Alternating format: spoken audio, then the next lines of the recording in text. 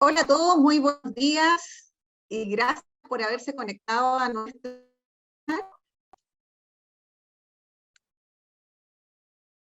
Bien, nuestro webinar de gestión de residuos y economía circular, el camino hacia la sostenibilidad.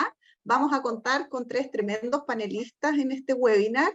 Yo me presento, soy Claudio Gas de SGS Academy, así que les doy la bienvenida a todos los que ya han logrado conectarse y esperamos que disfruten de esta jornada.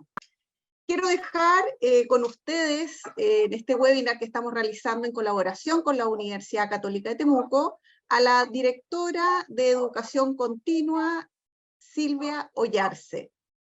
Ella pertenece a la Vicerrectoría de Vinculación y Compromiso Público de la Universidad de Temuco. Bienvenida, Silvia. ¿Cómo estás? Muchas gracias, Claudia. Buenos días.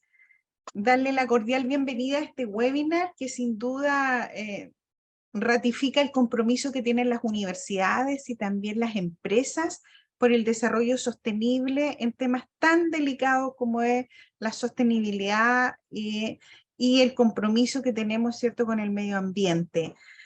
Darle la cordial bienvenida a Paola, Jaime, vi su currículum, un tremendo aporte porque creo que la mirada que SGS le está dando a esta normativa con la mirada y el enfoque de la economía circular persigue como dos objetivos, ¿cierto? Contribuir a la sustentabilidad, pero también generar ingresos, ¿cierto? O potenciar posibilidades de alianzas con lo que es el mundo privado, las universidades y las organizaciones sociales. La universidad en ese aspecto está muy comprometida con los objetivos de desarrollo sostenible de la UNESCO. Nosotros estamos trabajando como universidad, tenemos políticas de sustentabilidad, estamos capacitando a nuestros colaboradores internos y externos en esta materia y estamos más que convencidos que esto es un desafío, no un anhelo, sino ya es un imperativo ético, moral y económico también de lo que nos significa poder aportar a este trabajo. Así que esperamos que este seminario, este webinar y el curso en sí que vamos a promover sea de interés y de utilidad para ustedes en sus organizaciones. Agradecerle a Paola, Jaime, todo el compromiso que ellos están haciendo desde la academia por instalar un tema que es muy sensible, muy urgente.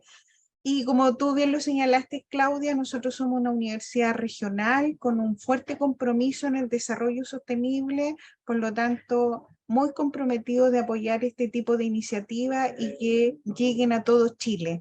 Hoy día estamos sin fronteras con la educación virtual, por lo tanto es una excelente oportunidad para compatibilizar también nuestro trabajo, nuestro compromiso social con la formación. Así que disfruten, aprovechen. Muchas gracias por considerarnos y mucho éxito en el programa. Muchas gracias, Silvia. Bueno, yo les aprovecho de contar que todo el contenido que hemos desarrollado en este webinar está vinculado con el Diplomado en Gestión de Residuos y Sustancias Peligrosas en la Industria basados en la norma 45001. Bien, vamos a dar inicio. Yo ahora los voy a dejar con Paola Yáñez, que es una de nuestras tremendas panelistas.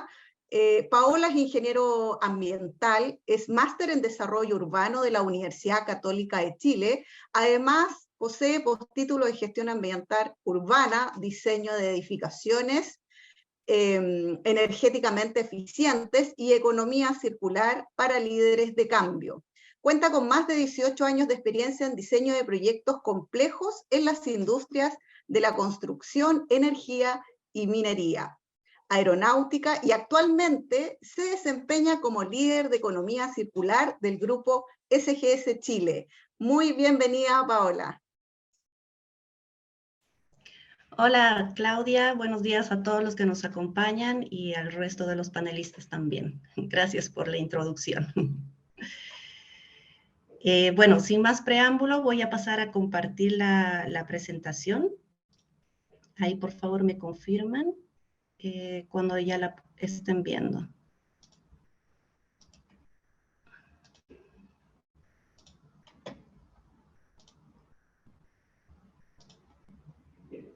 Ahí está Paola, muy bien.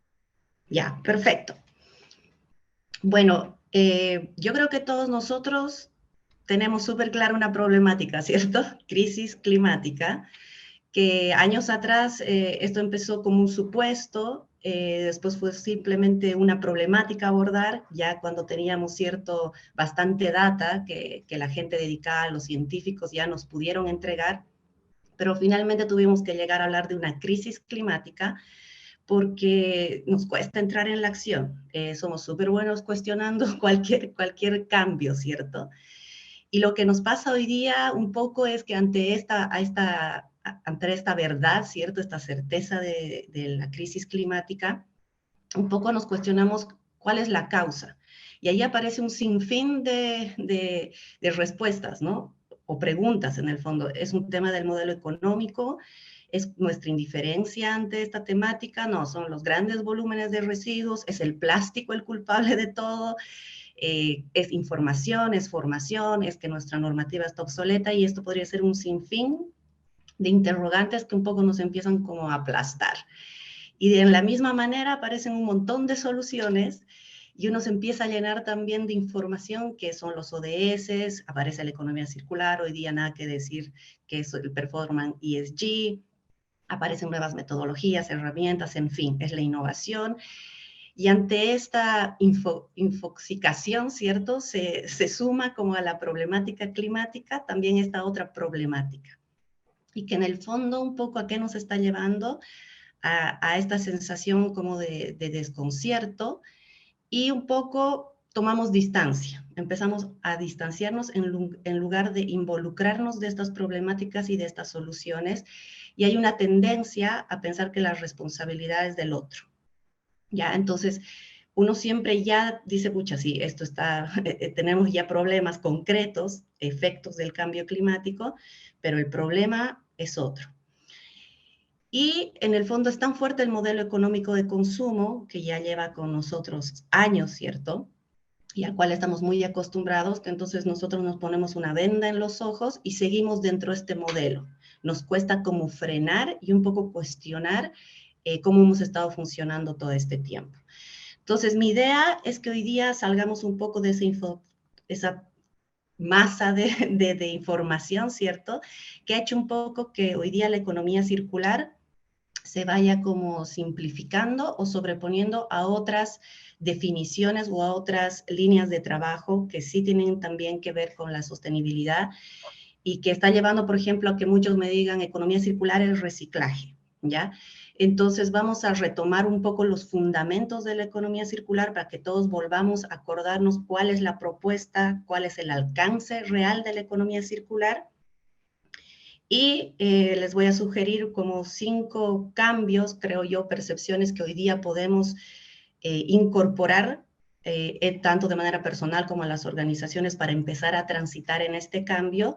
Y como les comentaba Claudia, nosotros en este webinar hemos decidido invitar a la pista de baile a los residuos peligrosos, que también son un mundo de residuos que los hemos dejado quizá un poco fuera de toda esta temática.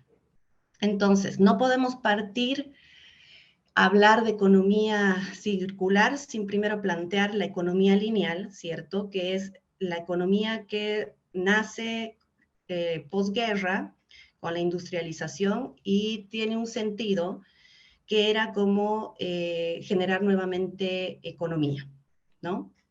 Entonces, solo hago esta mención porque creo que no hay que satanizar el modelo de la economía lineal, solo que hoy día este modelo se ha exacerbado, principalmente por el modelo de consumo que al final empezó a ganar demasiado poder y desvirtuó un poco esta forma que teníamos de desarrollarnos, que se basaba en extraer recursos, transformarlos, utilizarlos y desecharlos, ¿ya?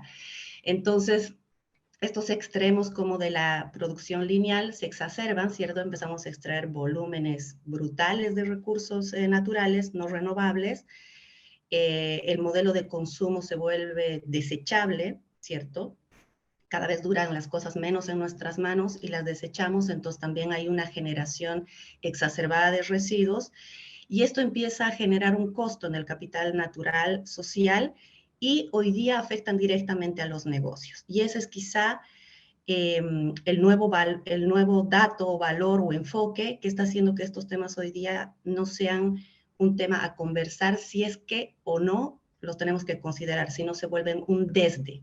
Y eso tiene que ver con que ya todos los riesgos asociados a la operación de los negocios a lo largo de la cadena de valor ya están identificados, cuantificados, incluso proyectados, ¿ya?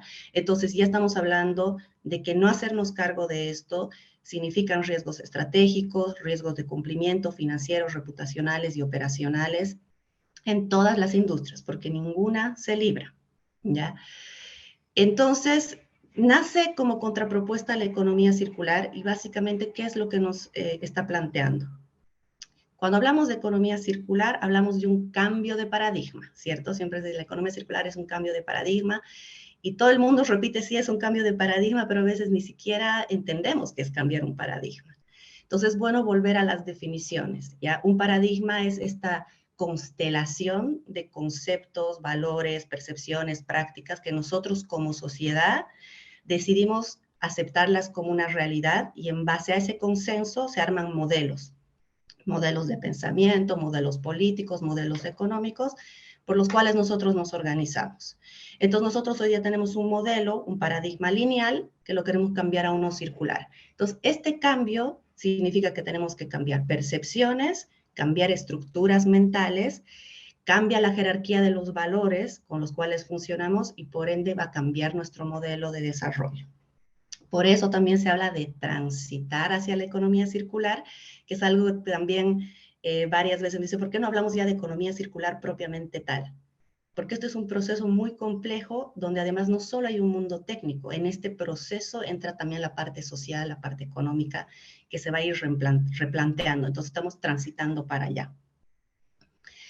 Básicamente estamos cambiando de un modelo mecanicista donde todo lo lineal, lo reduccionista, era como lo primordial, ¿cierto? Producir más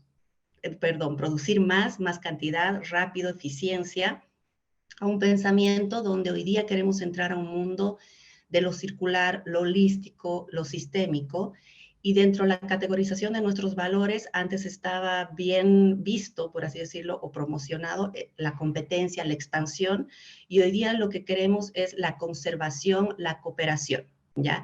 Y esto es un modelo que impacta la producción y el consumo. Es un cambio de consumo y producción que antes también se veían como algo separado, pero ahora también se propone que tienen que ir de la mano. A este cambio, otra cosa importante es entender que hoy día tenemos límites para desarrollarnos, y esto lo plantea muy bien la economía del donut, que es complementaria en ciertos fundamentos a la economía circular. Y lo que tenemos que rescatar de esto es que la economía circular tiene un alcance territorial. La idea es que el desarrollo sea a cierta escala, con los recursos que están y que nos ofrece ese territorio, y tener la capacidad de levantar estos nuevos diagnósticos territoriales donde nosotros conocemos, ¿cierto?, que tenemos a la mano, y con eso podamos diseñar un límite interno por el cual nosotros no podríamos desarrollarnos por debajo de eso, porque ya nuestras condiciones de calidad de desarrollo se verían como muy afectadas, y entender que tenemos un techo ecológico que sería el límite externo. Y en el fondo el desafío aquí está que toda el ingenio humano de la innovación, ¿cierto? Y todo lo que somos capaces de hacer esté desarrollándose entre el límite interno y el externo. Si me preguntan si se puede hacer, yo creo que sí. Nosotros como seres humanos hemos demostrado que somos capaces de generar cosas impensables. Lo único es que ahora tenemos un límite, tenemos que producir dentro de esa caja, ¿cierto? Cuidando ambos límites. Si bien esto es algo complejo y ambicioso, la Fundación Ellen MacArthur fue la que inició en este trabajo de ir simplificando de alguna manera lo que plantea el modelo de economía circular, para que esto también baje a la parte concreta, para que empecemos a operativizar este transitar hacia la economía circular. Entonces, la Fundación Ellen MacArthur dice, ok, vamos a partir por 3 principios base de la economía circular, ¿cierto? Que es el diseñar todo lo que nosotros pongamos en el sistema, ya sea productos o servicios, sin residuos ni contaminación, Vamos a generar mecanismos para mantener esto en el sistema económico el mayor tiempo posible y vamos a ser bien ambiciosos pensando en que además nosotros deberíamos tener un modelo que más adelante regenere el sistema que hoy día nosotros lo hemos degradado, ¿ya? Crea una infografía que nos ayuda a todos a entender que se conoce como la mariposa de la economía circular, donde al centro se mantiene esta lógica lineal, pero gráficamente nos muestra que se empiezan a abrir estas oportunidades de reinsertar los recursos, ¿cierto?, nuevamente al sistema. Entonces pueden ver que reciclar no es la única R, ¿cierto? En la parte técnica se habla en todas las Rs, y en la parte izquierda, donde están los ciclos naturales, se generan otro tipo de loops, ¿cierto?, que nos van a permitir mantener estos recursos en el sistema. ¿Cómo avanzo? ¿Cierto? Chile tiene una hoja de ruta de economía circular, país a nivel nacional, pero igual uno queda como con un desafío muy grande todavía. Entonces, yo les voy a como sugerir, ¿cierto?, 4 percepciones que creo que hoy día sí o sí deberíamos incorporar, tanto en el ámbito personal, insisto, como en nuestras empresas y con nuestros equipos de trabajo. Ya la primera, que es muy importante y es una base de la economía circular, es tomar conciencia de la cadena de valor y la escala territorial de estas cadenas de valor. La economía lineal, si se pueden posicionar como donde está la flechita, ¿cierto? De partida nosotros somos parte de una cadena, no estamos fuera de esto. Independiente en el eslabón en el que estemos, dependiendo de la industria en la que trabajamos, de la forma que consumimos, etcétera, cualquier producto que llega a nuestras manos tiene un antes y tiene un después, ¿cierto? Pasó por un proceso de extraer materias primas, de su transformación, lo transportaron hasta que nosotros tengamos, no sé, el vaso de café en nuestras manos. Cuando nosotros terminamos de usar o consumir esto, lo desechamos y por lo general pensamos que una vez que está en el basurero, fin, terminó. Y eso no es cierto. Ahí se inicia todo un sistema de gestión de ese residuo que también implica energía, agua, transporte, impactos sociales, etcétera, y también territoriales. Por lo general son ciertas comunas que se hacen cargo de los residuos de todos, ¿ya? Entonces, ¿qué pasa cuando tomamos conciencia de esto? Es mucho más fácil que se active en nuestra cabeza todas estas oportunidades y que estemos pendientes de ver cómo mantenemos esto en el sistema y se empiezan a generar estos loops. Aparecen todas las series de reparar, reutilizar, reciclar, pero también otras estrategias de la economía circular, como el ecodiseño, la simbiosis industrial, el compartir, innovación, digitalización, etcétera. Entonces, nace en nosotros como un acto más inmediato de cerrar estos loops y de ver cómo empezamos a poner esta jerarquía de residuos y saber que todo viene con una huella hídrica, energética y en el fondo una huella ambiental desde su inicio hasta su fin. El otro punto es que nosotros tenemos un poder de decisión.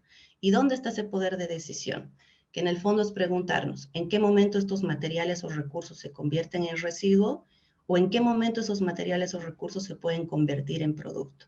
Y eso básicamente, ¿qué gatilla? Que nosotros veamos las estrategias de gestión con otro enfoque y otro alcance. No hablemos de puntos de reciclaje simplemente, sino de banco de materiales, porque de ahí vamos a entregar recursos a los flujos que correspondan, y esto significa ir más allá de lo normativo. Si logramos incorporar este cambio, ¿qué se gatilla? De manera natural, vamos a querer medir, porque lo que se mide se puede mejorar y hoy día además se puede reportar. Ya toda la reportabilidad, los performance ESG son clave hoy día para demostrar todo este avance y esta transición. ¿Ya? Vamos a entender que las cosas pueden cambiar de forma, pueden cambiar de uso, pero que el recurso no pierde el valor. Vamos a empezar a mirar las cosas como materiales y recursos, no como una silla, no como una mesa, sino probablemente como un recurso madera. El tercer aspecto es incorporar estrategias de innovación, entender que aquí se está abriendo un abanico de oportunidades a lo largo de la cadena de valor. Este es un mapeo que se hizo con más o menos hasta hace 2 años de todas las estrategias que en el fondo nos ayudan a transitar hacia la economía circular. Ya iban como 32, yo creo que hoy día ya hay más incluso. ¿Y esto qué genera entre nosotros? darnos cuenta que tenemos que cambiar un poco nuestro mindset, ¿cierto? Todas las habilidades y las herramientas y nuestras competencias y nuestra formación también tiene que incorporar esto de manera transversal, y hay un desafío de crear nuevos modelos de negocio que básicamente están cambiando la relación entre los distintos stakeholders, que yo los resumiría en agarrarse de la mano para transitar en procesos que además tienen un riesgo, ya un riesgo compartido, y el riesgo es innovar. Y finalmente, algo muy importante es alinear lo táctico con lo estratégico, que en este video se resume de manera muy gráfica. A mí me encanta, como ya uno tiene una misión, viene probablemente el consultor u otro stakeholder a ayudarnos, y al final la solución básicamente es un problema. Y esto tiene que ver porque también tenemos que hacer el ejercicio de alinear expectativas, tanto internas como dentro de la cadena de valor, tener claros los compromisos, ¿cierto? Las metas, y generar comunicación efectiva. No estamos en esto aislados, ¿cierto? Nosotros tenemos compromisos país, nosotros estamos dentro de estos compromisos, y tenemos una serie de leyes específicas que también son drivers súper potentes para avanzar en esto. ¿Cuál es el objetivo por detrás? Que generemos impacto. Hoy día las organizaciones, cuando no realizan o no incorporan este cambio de separar lo estratégico y con lo táctico, pasa que se hacen muchas cosas, pero todas están siguiendo rumbos distintos, entonces no hay un impacto. ¿Qué está pasando con los residuos peligrosos? Vamos a ver un poquito qué es lo que se está empezando a armar en esta línea, y un par de ejemplos para después poder seguir ahondando esta temática con Jaime y con Ricardo, ¿ya? De manera macro, comentarles que el convenio de Basilea es como el documento macro para los países que somos firmantes de la OCDE, ¿cierto? Que en el fondo definen cómo se gestionan los residuos peligrosos, movimiento transfronterizo, normativas, definiciones, etcétera, que hoy día está en un proceso de revisión y ajuste de sus anexos 1, 3 y 4, porque este documento bajo el cual hoy día todos operamos data de hace 30 años atrás, y verán que en los últimos 10 años estas temáticas han cambiado de manera muy rápida, ¿cierto? Entonces está haciendo una actualización de la lista de las definiciones de qué residuos entran como peligrosos, las características, la operación, etcétera, que se espera que para el 2024 ya estén adoptados, ¿cierto?, estos nuevos lineamientos, y que el DESDE ya incorpora todo lo que es la gestión selectiva diferenciada y todo lo que es las definiciones de la ley REP, responsabilidad extendida al productor. Entonces, ¿esto que va a gatillar? Que más o menos el 2024 en adelante todos los países de la OCDE vamos a tener que revisar y ajustar nuestra normativa. En Chile ya se está haciendo se está generando un reglamento que va a modificar, ¿cierto?, las condiciones de movimiento transfronterizo de residuos peligrosos. Entiendo que básicamente va a fomentar que estos se puedan llevar de un país a otro, sí, y solo sí va a ser para valorizarlos, no para una eliminación. La eliminación se va a fomentar que sea en el país que lo genera, y ya se incorporan claramente generar operaciones donde toma más importancia la recuperación de materiales, reciclaje y regeneración, ¿ya? ¿Qué está generando esto? Algunos países están empezando a actualizar sus diagnósticos, ya los diagnósticos y las líneas bases hoy día también son un punto de partida, porque se tienen que hacer con este enfoque y este alcance súper amplio. Entonces ya se incorpora temas de infraestructura, ciclo de vida, gestión de residuos, multi-R, el impacto social, económico y de gobernanza. El DESDE es la gestión integral de los residuos, ya no es el ideal, es el DESDE, y desde un planteamiento donde se incorporan además todos los actores de la cadena. Ya se ve como un ecosistema para transitar hacia la economía circular. Un par de ejemplos que creo que van a apoyar harto el mundo de transitar, ¿cierto?, el tema de los residuos peligrosos. Está la simbiosis industrial. Esta es una estrategia que ya viene de muchos años atrás, ha ido cambiando de nombre, pero hoy día está adoptada dentro de la economía circular. Y básicamente es esta conexión entre distintas empresas, que lo interesante es que fomenta que sean de distintos sectores, ¿cierto?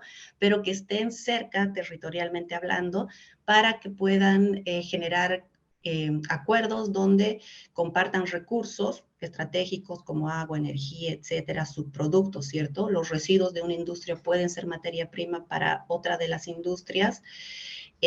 También el uso de recursos infrautilizados, en eso también entra como infraestructura, transporte, logística, maquinaria, intercambio de información, ¿cierto? Un poco más apertura de datos y de conocimiento, y el uso de tecnologías digitales que les permita también mapear y conectar como todas estas oportunidades. Este es un transitar un poco con una visión, como les decía, territorial y también a mediano plazo porque hay que levantar mucha información. Esto es algo que por lo menos en Sudamérica está partiendo, en Europa hay más experiencia con la simbiosis industrial.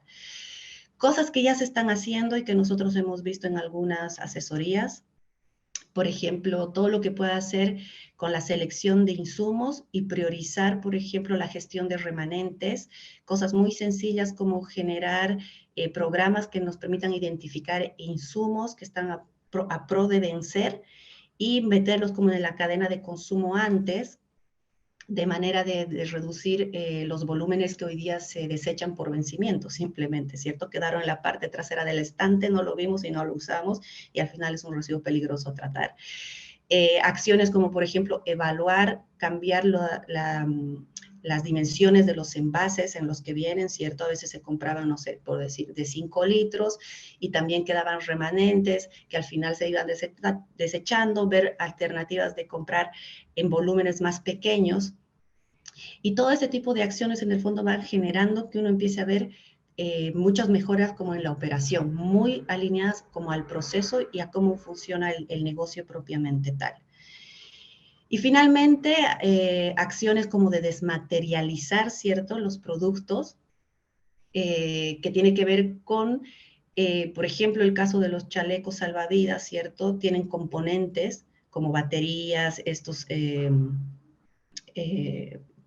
que tienen, con los que se infla automáticamente, se me ha ido el nombre, un gas, ¿cierto? Estos tanquecitos y todo, pero que al final, por condiciones de uso o por fechas de expiración, los chalecos salvavidas eran desechados como un residuo peligroso, porque tenía elementos que tenían ciertos componentes, pero que representan el 20% del producto. Entonces, lo que se hace hoy día, por ejemplo, es analizar este tipo de productos, desmaterializarlos o separarlos, y darle como valor a aquella parte del producto que en el fondo no está asociado a una peligrosidad, y empezar a ya tratar solamente los residuos como peligroso bajo la lógica de simbiosis industrial. Estos son ejemplos como bien puntuales para que vean que hoy día sí ya hay varias cosas que se están desarrollando, y un poco la idea es que con Jaime, con la presentación de Jaime, ¿cierto?, vamos a ahondar esta necesidad de vincular lo táctico con lo estratégico, y Ricardo nos va a contar justamente todo lo que hoy día se puede hacer en la lógica de desclasificar estos residuos peligrosos para que puedan entrar en cadenas de valorización.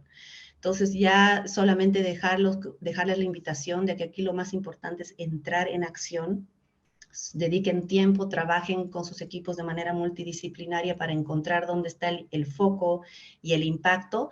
Y también entender que hoy día estamos conviviendo con 3 economías. Hay industrias que van a seguir todavía en una economía lineal, hay otras que ya están en la economía del reciclaje, y hay otras que tienen un mejor ecosistema para ya migrar a la economía circular.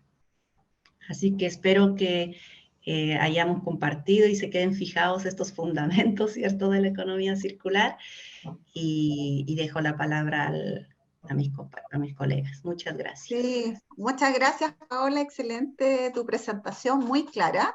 Vamos a invitar a las personas que están conectadas a nuestro webinar que puedan ingresar en el chat las preguntas. Vamos a dar un espacio al final de todas las exposiciones para ir leyendo las preguntas y aclarando dudas que ciertamente tienen después de estas presentaciones. Así que muchas gracias, Paola. Bien, yo ahora los voy a dejar con Jaime Loyola, quien les va a presentar el tema integrando la sostenibilidad y los objetivos del desarrollo sostenible. Jaime es ingeniero comercial de la Universidad Gabriela Mistral, con máster en responsabilidad social corporativa y liderazgo sostenible de la Universidad de Barcelona. Además, posee postítulos de cambio climático, energético, gestión ambiental y certificación internacional de GRI. Espero haberlo dicho bien, Jaime. Con experiencia en roles gerenciales de emprendimiento y consultoría ambiental. Actualmente se desempeña como Business Development Manager de SGS para los servicios de ESG. Bienvenido, Jaime, muchas gracias.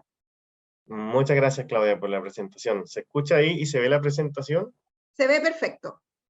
Ya, perfecto. Gracias también, Paola, por tu ponencia y tus palabras anteriores, Silvia.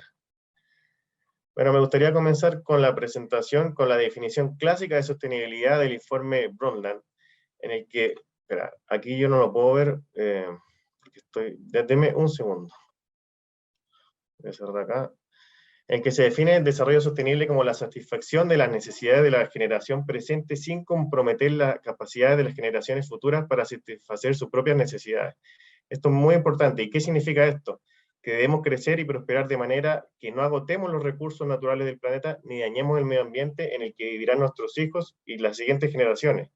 Es fácil, uno no está tratando de dar educación a los hijos, algún capital, alguna propiedad, pero si le dejamos un planeta insostenible, la verdad es que tenemos que repensar eso. Ahora, por ejemplo, voy a analizar brevemente algunas de las repercusiones que ha tenido el uso de la economía lineal en nuestro planeta, como es el Día del Sobregiro Ecológico de la Tierra. Esto indica la fecha en que la demanda de recursos y servicios de la naturaleza ha sobrepasado lo que el planeta es capaz de regenerar en el periodo de un año. ¿Qué significa? Que los seres humanos estamos utilizando más de lo que la naturaleza provee en un año, y de seguir en esta tendencia necesitamos 1,5 planetas para satisfacer esta demanda. El caso de Chile es peor aún.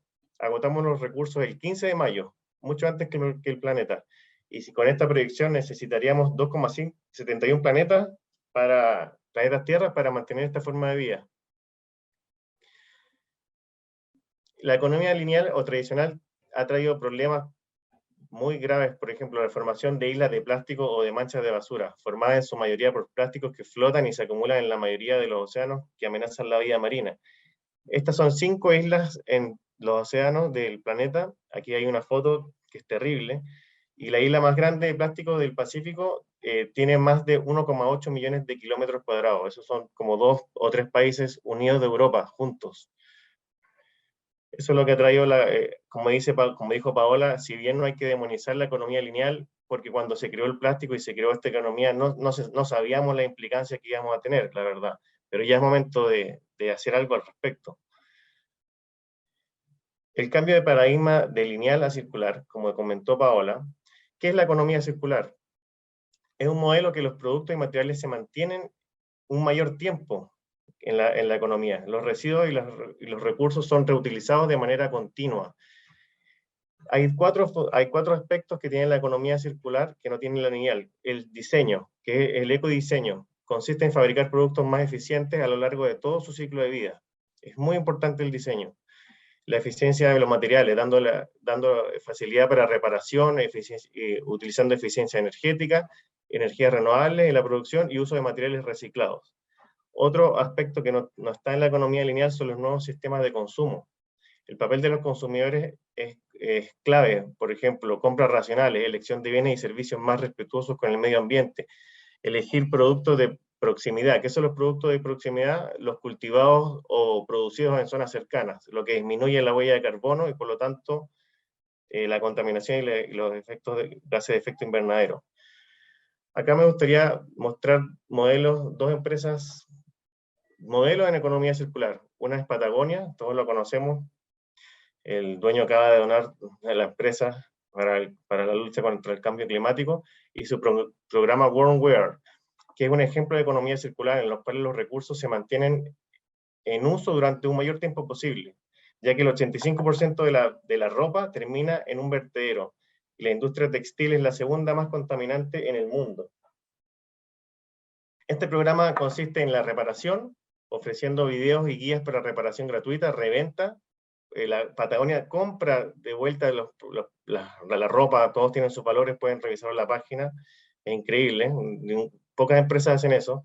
Y reciclaje, cuando los productos ya no pueden ser revendidos, se ofrece un programa de reciclaje para preparar otras prendas. Y Algramo, que es una empresa chilena, que ganó 2 veces el premio de la empresa más latinoamericana más innovadora, 2015-2020, utiliza envases reciclables, las hemos visto en Walmart, en Líder, no sé si la han visto, que utiliza envases reutilizables y recargas con máquinas refill para productos de uso diario como alimentos, detergentes, productos de cuidado personal. Y aquí mencioné a Nestlé, Unilever y Walmart porque es importante que las grandes empresas apoyen esta iniciativa en el marco del ODS 17, Alianzas para lograr los objetivos. Unilever y Nestlé comenzaron en el 2019 con esta alianza y Walmart en el 2021. ¿Qué son los Objetivos de Desarrollo Sostenible? Los ODS son un conjunto de 17 objetivos establecidos por las Naciones Unidas en el año 2015. Cada ODS tiene metas específicas, las que suman 169 metas, que sirven para medir los esfuerzos de los países para lograr un desarrollo más sostenible. Si analizan cualquier reporte de sostenibilidad, aquí en Chile, de empresas nacionales, notarán que muchas empresas ya están utilizando los ODS como marco para sus informes. Por ejemplo, algunas empresas están implementando proyectos para reducir sus emisiones de carbono, que sería el ODS 13, Acción por el Clima, ahí lo ven abajo a la izquierda. Mejorar las condiciones laborales, el ODS 8, que es trabajo decente y crecimiento económico. Y otros, por ejemplo, reducir las desigualdades de género en el lugar de trabajo, el ODS 5, y puedo mencionar otro, ayudar a las comunidades en temas educativos, que sería el ODS 4, educación de calidad. Esta iniciativa está acompañada en los reportes de sostenibilidad por GRI, que es la iniciativa de reporte global, en el cual nos entrega una guía para vincular los ODS con proyectos específicos. Todo proyecto se puede vincular con un ODS, pero hay que hacerlo bien, de manera correcta, y hay que fijarse en las metas que tiene cada objetivo de desarrollo sostenible, para poder comunicarlo de manera efectiva y que sea realmente un aporte, porque muchas veces encontrarán reportes donde mencionan todos los ODS, pero uno lee los proyectos que están vinculados a esos ODS y la verdad es que no tiene mucho sentido.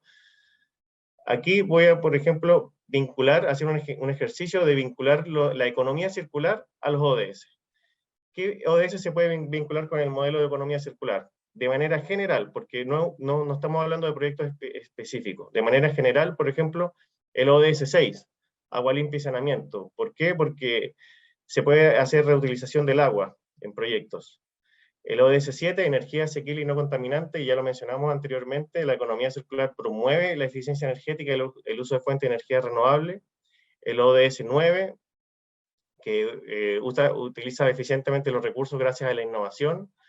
El ODS 12, por ejemplo, que puede ser el que tiene una relación directa mayor en la economía circular, ya que implica el uso eficiente de recursos naturales, la reducción de residuos y minimización del impacto ambiental en la producción y consumo. El ODS 13, acción por el clima, reducción de emisiones de gases de efecto invernadero y huella hídrica.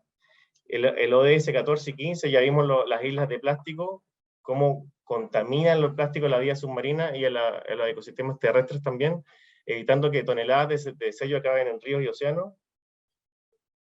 Y el ODS 17, que es súper importante, alianzas para lograr los objetivos. Como dijo Paola, el cambio de una economía circular es un nuevo paradigma que requiere la colaboración y cooperación a nivel local, nacional e internacional. Aquí voy a hacer otro ejercicio práctico de cómo pueden integrarse los ODS en cualquier proyecto, esta vez con el programa relacionado a la economía circular y gestión de residuos, como el diplomado en gestión de residuos y sustancias peligrosas, que se hará en conjunto con SGS y la Universidad Católica de Temuco, que paso el dato, comienza el 13 de junio. Una clave para poder vincular los ODS con cualquier proyecto es buscando las metas, ya les dije anteriormente. Léanlas todas y así sabrán si tienen relación o no con los proyectos que están pensando. Aquí voy a leer, por ejemplo, 3 ODS y 3 metas. ODS 3, salud y bienestar. La meta 3.9. Para el año 2030, reducir sustancialmente el número de muertes y enfermedades producidas por productos químicos peligrosos y la contaminación del aire, el agua y el suelo. ODS 6, Meta 6.3. De aquí al 2030, mejorar la calidad del agua, reduciendo la contaminación, eliminando el vertimiento y minimizando la emisión de productos químicos y materiales peligrosos. Y el 12.4 es muy largo, le voy a mencionar el 12.5, que es de aquí al 2030 reducir considerablemente la generación de desechos mediante actividades de prevención, reducción, reciclado y reutilización. Como ven, todos los proyectos la mayoría de los proyectos pueden tener vínculos con los ODS. ¿Por qué es tan importante hacer este vínculo? Porque la gestión sostenible va más allá de cumplir con los requisitos legales. Es un compromiso voluntario que tiene relación con un futuro sostenible. Este enfoque no solo contribuye con la sostenibilidad del planeta, sino que también añade valor a la empresa, ayuda a la repetición y crea oportunidades de negocios nuevas. La verdadera sostenibilidad se logra cuando las organizaciones adoptan prácticas sostenibles por la convicción y no solamente por la obligación legal. Por ejemplo, si ustedes ven que dentro de sus prácticas de gestión de residuos hay una contaminación de un de rieles que no se ha comunicado y quieren hacer que la Ceremi no lo vea, no, tienen que decirlo y porque la sostenibilidad va más allá del cumplimiento legal. Si no lo han detectado, olvídense de eso, todo es voluntario y tienen que enfocarse en una mirada más allá, no solamente con el cumplimiento legal. La ley REP se implementó en Chile hace poco, es la responsabilidad extendida del productor y establece como marco para la gestión de residuos promoviendo la reutilización, reciclaje y valorización de 5 clases de productos, que son neumáticos, envases y embalajes, aceites lubricantes, aparatos eléctricos y baterías. Me gustaría hablar, por ejemplo, ¿cómo aporta la economía circular? Porque ya que promueve el reciclaje y la reutilización, establece metas y multas a las empresas e impulsa una estructura del reciclaje. Aquí a la derecha tenemos un lamentable ranking que Chile se encuentra en el lugar número 11 y me gustaría hablar solamente de estos 5 clases de productos. Solamente voy a hablar brevemente de envases y embalajes y de esa clase del plástico. Y el plástico de un solo uso. A la derecha sale Chile en el lugar número 11 con 51 kilos per cápita de plástico de un solo uso al año. Vamos a ver, sería interesante ver cómo está el informe este año, ya que el 2022 entró en vigencia la primera etapa de la regularización de plásticos de un solo uso, como ley, que ya saben, como las bombillas, cubiertos, todo eso ya está prohibido aquí, la llamada Plumavit. Estos residuos demoran cientos de años en degradarse, y el caso de la Plumavit son 1000 años, la Plumavit. Según el Ministerio de Medio Ambiente, en Chile se generan 23.240 toneladas de plástico de un solo uso al año. Increíble. Para apoyar la ley REP, mediante una APL, un acuerdo de producción limpia, se creó un sello, el sello Elijo Reciclar, el cual busca entregar información clara a los consumidores e impulsar el reciclaje en la economía circular. ¿Cuáles son los requisitos para las empresas postular a este sello? Tienen que adherir al acuerdo de producción limpia del ecoetiquetado y después pasar su envase a un proceso de certificación por una organización independiente, como es SGS, por ejemplo, que es la casa certificadora validada por el Ministerio del Medio Ambiente para otorgar este sello. ¿Cuáles son los otros requisitos que tiene que tener un producto, un envase para esto? Que el 80% del peso del envase esté hecho de material técnicamente reciclable, que se pueda separar del resto del envase, fácilmente separable, que exista actualmente una demanda en la industria de reciclaje por estos materiales. Y esto se hizo para apoyar la ley REP, se hizo como un plan piloto unos años antes de la nueva ley. Y ha funcionado bien realmente. Nosotros como empresa también hacemos auditoría de los sistemas de gestión colectivo de todo lo que es la ley REP. Adicionalmente, me gustaría comentar 3 servicios que ofrecemos en materia de ESG, que por supuesto que incluye la adopción de economía circular, como el ESG Health Check, que está diseñada para medir en forma eficiente el desempeño ambiental, social y de gobierno corporativo de una organización. Este es un servicio, aquí voy a enumerar 3 servicios para 3 etapas distintas de madurez de la empresa. Health Check es una empresa que está comenzando con su camino de sostenibilidad, que son empresas o parte de la cadena de valor de empresas grandes de menos de 300, 350 colaboradores. El ESG Gap Analysis, que es un análisis profundo de análisis de materialidad y una hoja de ruta para las estrategias ESG de la organización, hace una comparativa con las otras empresas del sector en temas ESG. Esto es para una empresa que está medianamente en el camino de sostenibilidad. Y la verificación de reportes de sostenibilidad, que son las divulgaciones ESG y aseguramiento de los informes, que esto ya es para empresas maduras, que ya las empresas que han tenido su reporte de sostenibilidad. Es muy importante que el reporte sea verificado por un tercero. Otro servicio que me gustaría mencionar es el evaluación de proveedores bajo criterios ESG, el cual entrega una consultoría personalizada y de alcance global para evaluar a los proveedores nacionales e internacionales, con el fin de reducir riesgos y detectar oportunidades en criterios ESG. Nosotros este servicio ahora lo hicimos en una empresa de energía renovable, en el que ellos pidieron analizar un servicio personalizable y de alcance internacional. Ellos pidieron analizar a los 5 proveedores más clave que tenían y se hizo un estudio de 3 proveedores en Chile y 2 proveedores en Asia. Esta es una ventaja competitiva que tenemos como SGS, ya que tenemos 98.000 colaboradores en el mundo y estamos presentes en 140 países. Entonces, para nosotros es viable hacer un estudio de calidad, una consultoría de calidad en cualquier parte del mundo. Y me gustaría terminar con la diapositiva, en la última diapositiva, con la alianza para lograr los objetivos, y específicamente con la meta 17.16, que es mejorar la Alianza Mundial para el Desarrollo Sostenible, complementada por alianzas entre múltiples interesados que movilicen e intercambien conocimientos, especialización, tecnología y recursos financieros a fin de apoyar el logro de los objetivos de desarrollo sostenible en todos los países, particularmente en los países de desarrollo. La importancia de la alianza es clave. Si eres consultor de análisis de materialidad, ciclo de vida de producto, ley REP, los invito a que me escriban al correo que daría ahora a continuación, o me escriban un mensaje por LinkedIn o por los canales de SGS. Y si son miembros de una organización, me gustaría decirles que queremos acompañarlos más allá de una consultoría. Nuestra idea es ser un asesor estratégico y así encontrar soluciones y detectar oportunidades para este desafío de la economía circular y todos los criterios ESG. Así que cualquier cosa, por favor, escríbame al correo. Ya sea eres consultor externo, eres una empresa que necesita acompañamiento en asesorías ESG, y muchas gracias. Muy bien, Jaime, tremendo desafío que tienen las organizaciones y también todas las personas en el cuidado del medio ambiente, ya en las empresas en desarrollar estas políticas ESG. Creo que todos podemos colaborar, así que tremenda presentación, muy clara.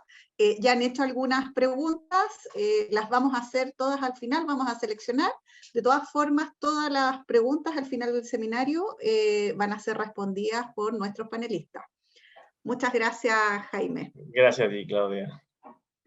Bien, vamos a continuar con nuestro tercer panelista, Ricardo Valenzuela. Buenos días, Ricardo. Ricardo nos va a hablar sobre la desclasificación de residuos y su importancia en la gestión integral. Ricardo es ingeniero de bioprocesos de la Universidad Católica de Valparaíso, con postítulo en evaluación de dimensiones estratégicas, con experiencia en áreas de laboratorio, en roles de gerencia, a cargo de la implementación de múltiples laboratorios orientados al análisis de residuos peligrosos. Actualmente se desempeña como Business Development Manager Senior en SGS Chile. Así que bienvenido, Ricardo, muchas gracias por estar acá en este webinar con nosotros.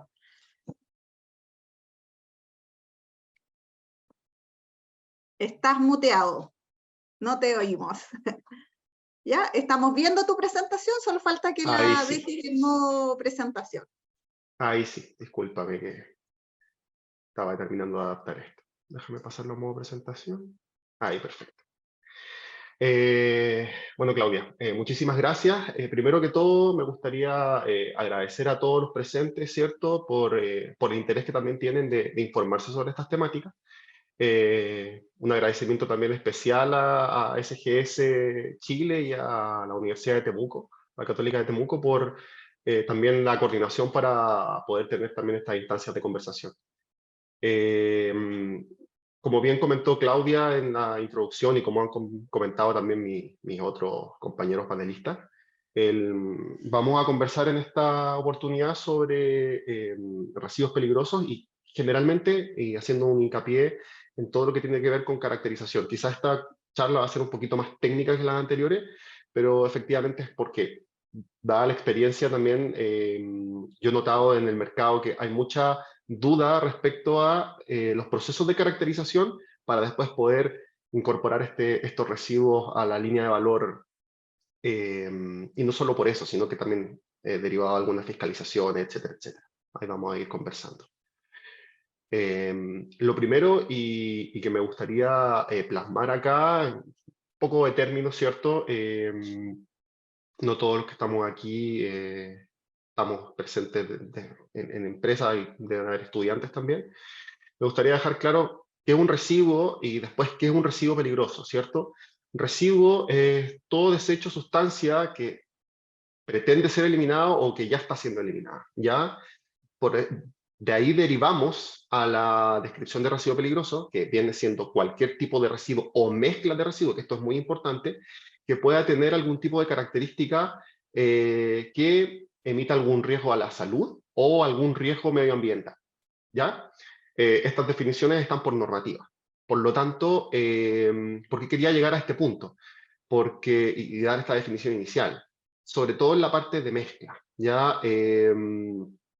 Generalmente tenemos procesos donde, por la misma gestión de residuos, no vemos o no tenemos la gestión adecuada y generamos estas mezclas o problemáticas que podrían derivar en una mayor cantidad de descartes, y al no pasar por estos procesos de caracterización previa, generalmente cuando tenemos o asumimos roles de gestión de residuos peligrosos, asumimos que los residuos que nos están entregando son peligrosos y nos preocupamos de ahí en adelante. Generar acopio adecuado, generar procesos de descarte adecuado, pero no asumimos o no nos vamos al punto anterior. ¿Qué podríamos mejorar, cierto? En estas, por ejemplo, mezclas de residuos, donde podríamos fácilmente sacar la mitad de la masa que tenemos contenida ahí y poder disponerla como un residuo no peligroso o, mejor aún, incorporarla en el ciclo de valor. De hecho, por eso puse estos datos que tenemos en la presentación. Estos son del 2022, donde tenemos un estadístico sobre residuos industriales no peligrosos, donde tenemos 13 millones de toneladas, residuos domiciliarios, donde tenemos 8 millones de toneladas dispuestas el año pasado, y residuos industriales peligrosos, donde tenemos 620 kilos de residuos peligrosos. Es 620.000 kilos, que diga. Esto puede ser como poco al verlo como de primera mano, pero si uno saca el estadístico, o sea, comparado con los residuos industriales no peligrosos, sí, es bastante menor, pero 620.000 kilos de residuos peligrosos es bastante, es muchísimo, y esto suele ir en aumento. Entonces hay que también generar la conciencia, dado a las ponencias también de mis colegas anteriores, que se puede hacer algo más, que se puede tener tratamientos para esto. Y el primer paso es saber en qué estamos, ¿ya? Y para eso las técnicas de caracterización que hay en el mercado disponible son súper útiles para saber, para tener como el mapa a seguir, ¿ya? Eso es súper importante. Tener claro también que la mayor cantidad de residuos peligrosos se concentra en 4 regiones del país, que viene siendo Antofagasta, el Biobío, la región metropolitana y la región y la sexta región, la de Libertador de Bernardo Higgins. Generalmente porque acá está concentrado la mayor cantidad de industria, minería, celulosa y dentro de eso se generan muchas de estas mezclas que les estaba comentando en un principio. Vamos a ir revisándolo en más detalle a medida que avanzamos. También es importante, justamente por lo que conversábamos anteriormente, que 21.000 establecimientos ya están reportando y se está regularizando mucho el tema de los residuos peligrosos. Si bien Jaime hizo un comentario de, yo me preocupo recién cuando voy a tener algún tipo de fiscalización o cuando, uy, Seremi me pilló que estamos en esto, gracias a eso igual, muchos de los establecimientos emisores han regularizado sus procedimientos, todavía falta, porque justamente también lo que comentaba Jaime, si es que no me lo vio Seremi, no procedo a, pero las consecuencias no solo monetarias, sino que también hay que ir un poquito más allá al medio ambiente, tanto a la salud de las personas como del medio ambiente, contaminación, etcétera, etcétera, están involucradas acá. Lógicamente después el costo monetario de eso es bastante más complicado si es que no lo tratamos a tiempo. Bueno, vamos a partir con un tema un poquito más técnico. Los temas de análisis de residuos generalmente, o por lo menos acá en el país, están regularizados todos por el Ministerio de Salud. ¿Ya? Hay algunas cosas donde el Ministerio de Medio Ambiente podría hacer algún comentario, pero generalmente todo está aquí regularizado por el Ministerio de Salud. ¿Ya? Todo está a cargo de las Seremis regionales. ¿Ya? Esto no se hace un trabajo de ir a conversar con Santiago, generalmente todo está centralizado, pero esto en particular se trabaja con cada seremía de cada sector. ¿Ya? Acá hacer un comentario adicional.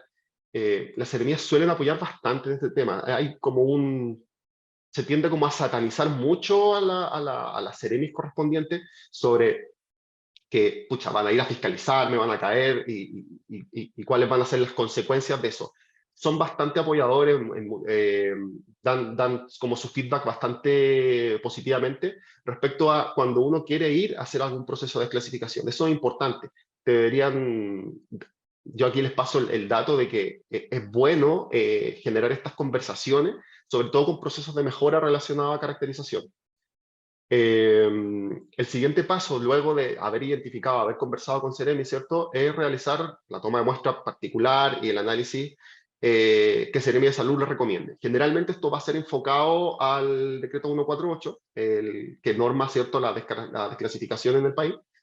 Y aunque puede tener algunos otros comentarios que también vamos a ir a trabajar en una parte más posterior de la presentación. Y por último, los temas de residuos peligrosos siempre van a ser fiscalizables por Seremi de Salud. Esto es lo que les comentaba en un comienzo, que ellos son los que mandan en este sentido, y pueden fiscalizar desde el inicio ¿cómo se llama?, de la generación del residuo, como tanto el proceso de toma de muestra del residuo, como al laboratorio que está efectuando esta desclasificación, y posterior, porque después dejamos constancia o dejamos un plan de trabajo de cómo se van a ir trabajando estos residuos, también pueden dejarse caer para revisarlo al posterior si es que esto se está cumpliendo o no. De hecho, hay algunos residuos que también recomiendan desclasificarlo, revisar, generar el informe y que después en un tiempo de 1 o 2 años se vuelva a realizar por las características del residuo. Aquí también hay un punto que tramitar la desclasificación de un residuo por iniciativa del generador que presenta la Seremi correspondiente. Todo se hace por cuenta del industrial. Ya acá no hay nada que se haga como por parte del laboratorio o por parte de algún consultor, ya que el industrial es el único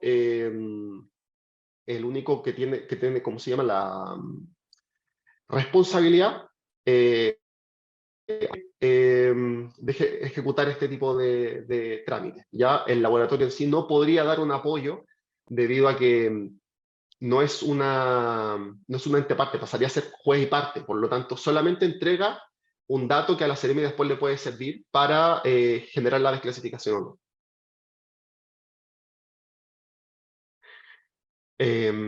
Bueno, les comentaba recién que una parte importante, ¿cierto?, de la desclasificación es lo que nos van a mandar a realizar para poder pasar desde un residuo no peligroso, o sea, residuo peligroso a un residuo no peligroso. Lo primero es los test físico-químicos, ¿cierto?, que vendría a ser determinar si es que el residuo es corrosivo o no corrosivo. Ya esto es si de una u otra manera en el contacto con el medio ambiente, con personas, con estructuras, etcétera, se genera algún tipo de pérdida de masa. Después viene el punto de reactividad, ¿cierto? Que es en el contacto, esto es lo que se mide, es que en el contacto con ciertos tipos de sustancias no se vaya a generar la presencia de ácido sulfídrico, ácido cianhídrico. Lo otro es la características de inflamabilidad sólida o líquida. Acá hay que tener un punto, tener especial cuidado en no confundir inflamable con combustible. Ya, por ejemplo, los cauchos, neumáticos están fuera, de hecho están considerados como residuos no peligrosos, porque obviamente son combustibles, no son inflamables. ¿Ya? Y hay cosas que son inflamables y que tienen que ver con el tiempo en el que generan la llama. Por lo tanto, esas tres serían los análisis físico-químicos. La toxicidad extrínseca, que viene a ser el TCLP orgánico y el inorgánico, tienen que ver con la composición, por ejemplo, de metales pesados y compuestos orgánicos en la matriz del mismo residuo y cómo se comporta esta misma matriz del residuo en base a, por ejemplo, una lixiviación constante, por ejemplo, un acopio que esté en intemperie y que esté cayendo lluvia constantemente, por ejemplo, en algún sector del sur, y que esto se pueda transmitir a cuerpos de aguas superficiales, subterráneas, suelo, etc. ¿Ya?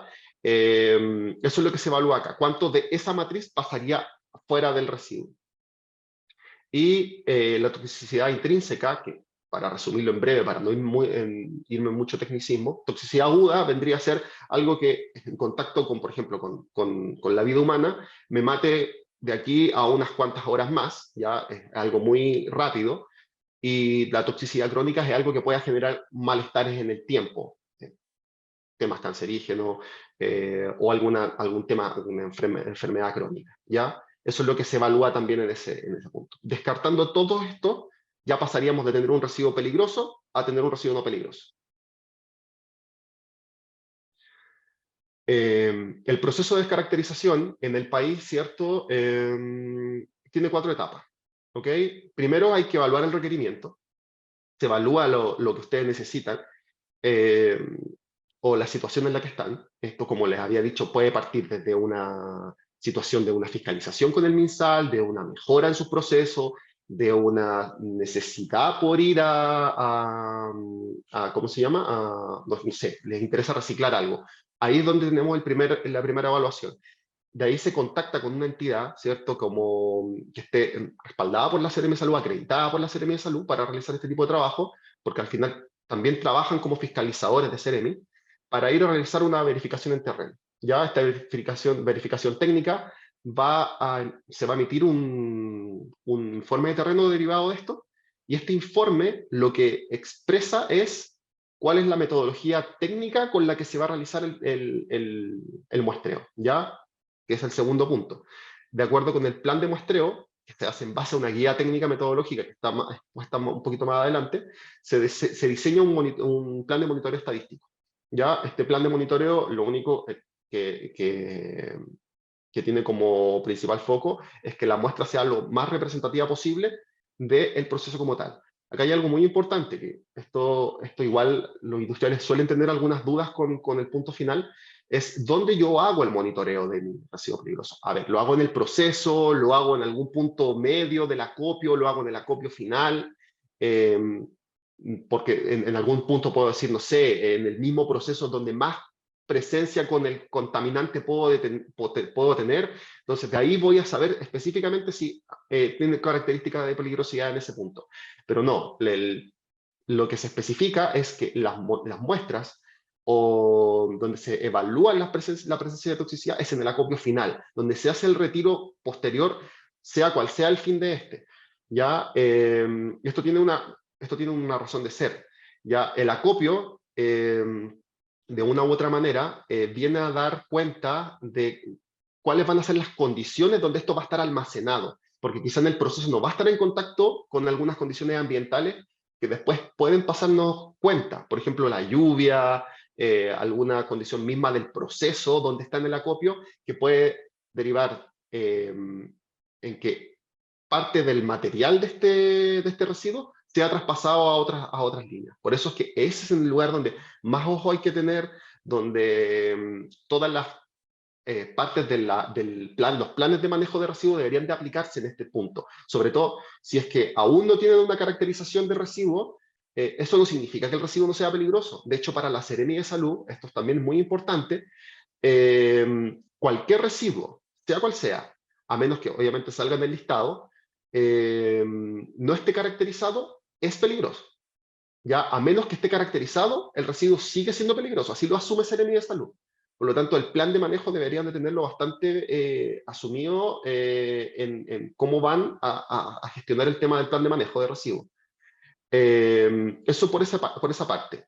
Después, ya se me ha ido un poquito la idea seguimos en el tema de la toma de muestra.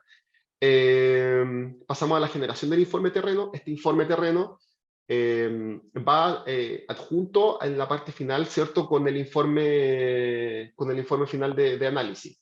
Ahora, el plan de muestreo se envía a Seremia de Salud antes de generar todo este proceso, ¿ya? Porque Seremia de Salud debe de revisar y debe de aprobar la metodología de monitoreo que se está realizando. Con esto, Seremia de Salud tarda aproximadamente entre 7 a 30 días en dar una respuesta, depende de la región también, mucho de la región.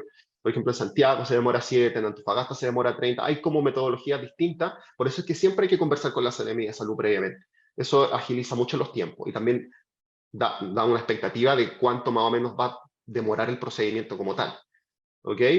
Después viene el tema del análisis del laboratorio, que según la batería de análisis del 148, que lo había comentado recién, ¿cierto? Los análisis anteriormente descritos. Otros análisis ambientales, por ejemplo, acá es muy importante si es que tenemos alguna contaminación en el suelo, hemos tenido una operación prolongada en algún sector, sobre todo en terrenos que sean, no sé, terrenos de concesión que tenemos que entregar, minera, se pueden pedir algunos análisis ambientales adicionales, TESABA, TESNAC, para ver calidad de suelo y cómo se comportó esto.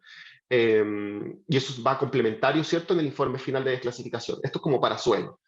Y otros test de análisis de contaminantes adicionales, que eso se ve directamente con el laboratorio y el laboratorio podría tener algún tipo de conversación con Seremia de Salud en el informe previo. ¿Por qué lo comento? Porque hay muchas veces, de hecho, todo laboratorio que se centre en la realización de este tipo de test debería de solicitar en una parte inicial las hojas de seguridad de los productos con los que se trabaja, información importante sobre algunos contaminantes que puedan estar en contacto, estas mezclas que les comentaba al principio de contaminante A con contaminante B, porque de eso puede salir algunos análisis adicionales que vengan a aportar información en el análisis de toxicidad aguda y crónica, ya que se deberían de contemplar para después no tener algún tipo de comentario por parte de CDM Salud y que tengamos que repetir el proceso. Por eso es que la parte consultiva del laboratorio debería indagar en ese punto en particular. Y posteriormente se entrega un informe, ya, donde todas las entidades deberían incorporar cómo se realizó el monitoreo, los análisis y un análisis conclusivo de todo esto para terminar de determinar si es que el informe es, o sea, si el residuo es peligroso o no peligroso. Esto se presenta a Seremia de Salud y ahí se pasa con el proceso, el informe debería pasar con el proceso posterior que cada Seremia tiene. Lo que les comentaba en un inicio, ¿cierto? Sobre el tema de la guía de monitoreo. Hay dos guías que están presentes en el país. Primero está la guía metodológica del MinSal, de residuos peligrosos, ¿cierto? Que describe las metodologías estadísticas adecuadas para cada tipo de acopio. Ya hay algunas que son más estándar, generalmente los acopios todos tienen un estándar específico, pero también hay alguna manera de poder crear algunos estudios como estadísticos para poder determinar un monitoreo, ¿cierto?, más representativo. Esto aplica para residuos peligrosos, residuos industriales sólidos, líquidos, residuos sólidos como tal, no peligrosos, y lodos. Y tenemos otra guía metodológica que la entregó el Ministerio de Medio Ambiente en la norma chilena 3400, que está más enfocada en suelos, como les comentaba al principio. Tenemos estas contaminaciones en suelo que también son bastante complejas de tratar y también deberíamos de tener algo que nos pueda describir cómo realizamos las calicatas, cada cuánto podemos determinar una pluma de contaminación, por ejemplo. Y esto es lo que está descrito en la guía técnica del Ministerio de Medio Ambiente. Esto puede servir de mucho apoyo, ¿cierto?, para proceder con las tomas de muestra y después hacer los retiros de suelo contaminado que también se dictamina también en la normativa.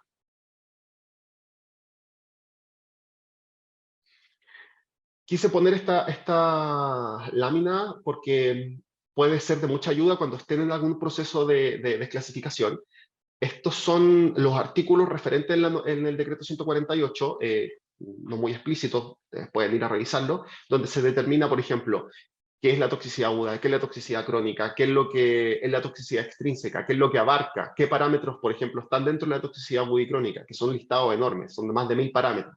Que no es lo que se mide realmente se hace una prueba directa, como la toxicidad, ¿cómo se llama? En una prueba estequiométrica que se hace, eso es una forma, lo otro es pruebas en algas o en plantas, y después de si estas pruebas iniciales dan con alguna positividad, ¿cierto?, en el resultado final, se procede a analizar un poco más en profundidad. Pero lo que me interesaba acá era en el artículo 18-19, donde tenemos listados genéricos, donde ustedes pueden saber si sus residuos son peligrosos desde un inicio o si es que no son peligrosos desde un inicio. Ahora, siempre esto está expuesto a que podamos tener estas mezclas que les comentaba al principio. Por ejemplo, podemos tener un residuo no peligroso, caucho, en una línea transportadora, donde en esa línea transportadora manejamos alguna sustancia que podría contaminar este caucho. Ese caucho no es no peligroso. Ese caucho probablemente cuando llega algún tipo de fiscalización van a decir, ¿por qué esto lo están votando como no peligroso? Y debiesen de tener también un plan de manejo de residuos para ese caucho. Por lo tanto, hay que tener ojo siempre en los procesos, ¿ya? Y para los residuos peligrosos que salen descritos acá, también hay mezclas con esos residuos que podríamos asumir que va a dar algo peligroso, pero con algún proceso de remediación, ¿cierto? O de alguna manera remover esto, podríamos generar algún tipo de residuo con un valor agregado que podríamos reciclar o que podríamos desclasificar fácilmente. Por lo tanto, eso también es bueno tenerlo en consideración. Y en el artículo 23 y 24 también quise comentarlos en el lavado de envases de plaguicida en la parte agrícola, que eso también entra dentro de las líneas de caracterización, y residuos masivos mineros y SPLP, que es otra manera de medir algún tipo de lixiviante, pero más en la industria minera. Como ventaja, ¿cierto?, de los procesos de desclasificación, tenemos lo primero, que es reducir riesgo en la manipulación y acopio de los residuos. Acá, lógicamente, siempre tenemos que velar por la integridad de las personas con las que trabajamos y del medio ambiente. Por lo tanto, creo que la primera ventaja que podemos ver reflejada es que vamos a hacer una reducción total de esto y también vamos a generar una mayor sensación de seguridad en las comunidades, en las personas con las que trabajamos, al hacer un manejo adecuado de estos residuos, que esto esté siempre en regla. Lo otro, y no menor, ¿cierto?, es la optimización de costos. Nosotros estamos hablando más o menos que descartar un residuo peligroso es con una diferencia de un 10-1 a un residuo industrial. Por lo tanto, cada vez que generamos algún proceso de desclasificación, los valores bajan muchísimo, ya de descarte, y ni hablar si es que este residuo lo vamos a meter a una línea de valor, o sea, pasa de ser algo que vale X a algo que después empieza a aportar a la empresa. Por lo tanto, siempre es bueno tenerlo en consideración y tener algún tipo de consultoría o de ayuda por parte de algún profesional que nos pueda decir cómo poder traspasar estas líneas a algo que nos genere un valor agregado. Y, bueno, como tercer punto, definir la disposición adecuada y evaluar la economía circular del mismo residuo, bueno, lo que les estaba comentando recién, pero también el tema de definir la disposición adecuada. No es lo mismo disponer un residuo peligroso por todos los ámbitos que disponer un residuo peligroso solamente por ser inflamable, por ser reactivo, por ser tóxico agudo, ser tóxico crónico. También bajan los costos y también disminuyen las exigencias en ciertos puntos de acopio. Por lo tanto, también puede generar una mejora respecto a los costos, a los valores que puede significar el el haber caracterizado o no haber caracterizado y estar asumiendo que todo es peligroso por todas las materias del 148. Y en el último punto, ¿cierto? Con cumplimiento normativo y compromisos ambientales, aquí esto es bastante sencillo, siempre tenemos una normativa que nos rige y tenemos que cumplirla. Y hay algunos compromisos que también establecen algunas empresas, que también se aprecia mucho, ¿cierto? Desde el punto de vista de las comunidades, para llevar este estándar de mediciones en el tiempo. Por lo tanto, respecto a la inserción de estos residuos en una cadena de valor, tenemos varios puntos que realmente son destacables, ¿cierto? Que al hacer estas caracterizaciones y proponernos como meta, ¿cierto? Poder descaracterizar o poner en una cadena de valor todas estas cantidades de residuos peligrosos o no peligrosos, vamos a generar mejoras en los procesos, vamos a generar reutilización de estos residuos, que como comentaba también Jaime, como comentaba Paola, es muy necesario en estos tiempos, y también generamos un menor impacto en el medio ambiente y evitamos potenciales impactos en la salud de las personas.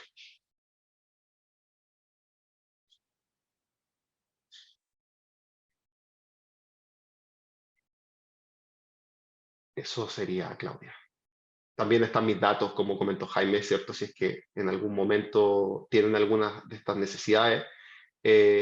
Nosotros somos laboratorio acreditado Seremi de Salud, también podemos ayudarlos en estas líneas de acción. Por lo tanto, mi teléfono y mis coordenadas también quedan al final de la presentación, que entiendo que Claudia se van a presentar y después se van a compartir. Sí, sí, muchas gracias, Ricardo, muy completa tu presentación. Bueno, le comunico yo a la audiencia que este webinar quedó grabado y lo vamos a subir a nuestro canal de YouTube. También lo vamos a compartir con la nómina de inscritos, ¿ok? Y bien, tras estas espectaculares presentaciones, vamos a pasar a la ronda de preguntas. Tenemos bastantes preguntas, ya los panelistas han ido respondiendo. Vamos a dejar todas las preguntas con sus respectivas respuestas. Sin embargo, para que todos vamos analizando el contenido muy profundo, además de este webinar, que tiene que ver, más allá del manejo de residuos o la economía circular, el aporte, yo creo, fuerte individual que nosotros hacemos al cuidado del medio ambiente, de los recursos naturales y de nuestro planeta, que como decía por ahí Jaime en algo que leyó, es lo que vamos a dejarle a las nuevas generaciones. Así que a tomar más conciencia, tanto las personas como las organizaciones. Y bien, dentro de las preguntas hay una que me pareció muy interesante que tiene que ver con la industria del turismo y sobre todo aquel turismo que está relacionado con la naturaleza, donde hoy día, por lo que manifiestan acá, no hay una conciencia muy vinculada al tema de economía circular y cuidado del medio ambiente. Ahí, no sé, cualquiera que tome la palabra y que cuente alguna experiencia, si tenemos, de economía circular, visto, porque generalmente hablamos de las industrias, que esté asociado al turismo, o qué podríamos recomendar en ese ámbito. Es una pregunta que hace Diana Valderrama. Bueno, quizá yo puedo hacer un comentario más general, ¿ya? Sí, claro. Yo creo que todavía los temas de economía circular propiamente tal no están plenamente difundidos ni incorporados, yo diría casi en ningún sector, no solamente en el turismo. Yo creo que todos estamos partiendo, ¿ya? Hay iniciativas, sí, quizá más en una lógica de emprendimiento, no tienen un paraguas más estructurado, como poniendo el ejemplo el sector de construcción, que tiene su propia hoja de economía circular sectorial, tiene alianzas ministeriales, público-privadas, tiene una mejor gobernanza. Quizá el ámbito del turismo no está a ese nivel, pero no diría que está ajeno. Yo creo que ya está empezando también a sumar estas como lineamientos, ¿no? Yo me imagino que esto se va a ir estructurando. Aquí también la ley REP con los 6 productos prioritarios ha puesto un acento en que algunos avancen un poco más fuerte, pero también estos sectores están siendo evaluados y cada año se van a ir incorporando sectores. Entonces yo me imagino que el sector turismo también ya está en la mira y será pronto a un sector al cual se va a apoyar de manera general. Estupendo, estupendo, Paola. No sé si alguien más quiere agregar información. Bien, tenemos otra pregunta bien desafiante, y aquí voy a desafiar a los 3 panelistas. Tiene que ver con la industria de alimentos, ¿ya? Que hace la misma pregunta de economía circular, ¿ya? Ahí tenemos economía circular, pero también tenemos tratamiento de residuos en la industria de alimentos. Así que bueno, ahí les dejo esa desafiante pregunta. Ya, ahí sí creo que es distinto. Ahí sí yo me puedo animar a decir que el sector alimento ya está metido en el desafío de la economía circular, y principalmente porque todo lo que es el agro y alimentos, como pertenece al mundo de los residuos orgánicos, principalmente, ya tienen un driver que es la ley, ¿cierto?, de gestión de residuos orgánicos. Y desde la visión de la economía circular son sectores que van a apoyar mucho en esta visión más regenerativa de la economía circular. Así que ahí sí que ya, de hecho, gremialmente ya están participando de varios acuerdos de producción limpia. Así que ahí es cuestión de sistematizar un poco la información para poder armar otro webinar, ¿cierto?, donde podamos mostrar específicamente cómo está avanzando ese sector. En todas las industrias siempre va a haber gestión de residuos y estamos transitando hacia una economía circular, y eso es importante aclarar con este alcance que nos hacen. La economía circular, como bien les comentaba, es incorporar quizá distintos alcances, pero la gestión del residuo es clave. O sea, eso es una metodología y una normativa que hoy día nos permite mantener la operación dentro de los controles establecidos. Que hay que ampliar la visión y darles este toque más integral e incorporar en la jerarquía de residuos, sí, pero uno no exime al otro. Ahí Ricardo tiene la mano levantada. Sí, antes de darle el pase a Ricardo, bueno, le voy a agradecer la pregunta a Martín Núñez, que nos hizo la pregunta de la industria de alimentos, contarles que nos puso un desafío, que es revisarlo con nuestros amigos de Chile Alimentos, con quien sostenemos un convenio, para abordar este interesante tema. Ricardo. Sí, más que nada era una acotación respecto a lo mismo. O sea, se ha visto mucho en el último tiempo que en las plantas de alimentos en general, todas tienen sus plantas de tratamiento acondicionadas y todas generan un residuo orgánico al final.